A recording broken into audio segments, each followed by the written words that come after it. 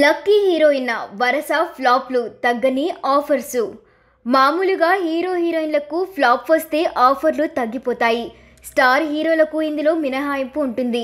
వాళ్లకు ఫ్లాప్ వచ్చిన కొత్త సినిమాలకైతే కొదవ ఉండదు.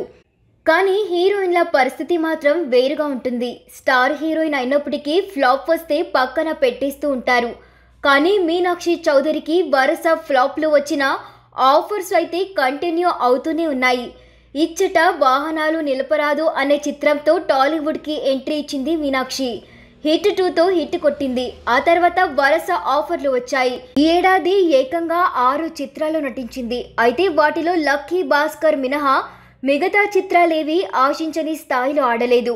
ఇటీవల వచ్చిన మట్కా, మెకానిక్, రాకీ చిత్రాలు భారీ అపజయాన్ని మూటగట్టుకున్నాయి. దీంతో మీనాక్షి పని అయిపోయిందని అనుకున్నారు అంతా.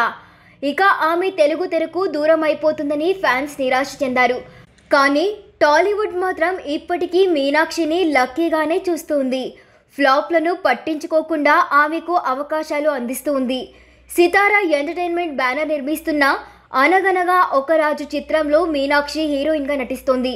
నవీన్ పొలిశెట్టి హీరోగా నటిస్తున్న ఈ చిత్రంలో తొలుత శ్రీలీల నటిస్తుందని ప్రచారం జరిగింది. అయితే కారణమేంటో తెలియదు కానీ శ్రీలీల ఈ ప్రాజెక్ట్ నుండి తప్పుకుంది. ఆమె స్థానంలో మీనాక్షి చౌదరిని హీరోయిన్గా తీసుకున్నారు. ఇక ఇప్పటికీ ఆమె నటించిన సంక్రాంతికి వస్తున్నాం చిత్రం రిలీజ్కి రెడీ అయిపోయింది. సంక్రాంతి కానుకగా జనవరి 14న ఈ చిత్రం రిలీజ్ కానుంది. అనగనగా ఒక రాజుతో పాటు మరో 2 సినిమాలు మీనాక్షి హీరోయిన్గా సెలెక్ట్ అయినట్లు తెలుస్తూ ఉంది. ఈ లెక్కన వచ్చే ఏడాది కూడా మీనాక్షి 3-4 చిత్రాలతో అలరించబోతూ ఉంది.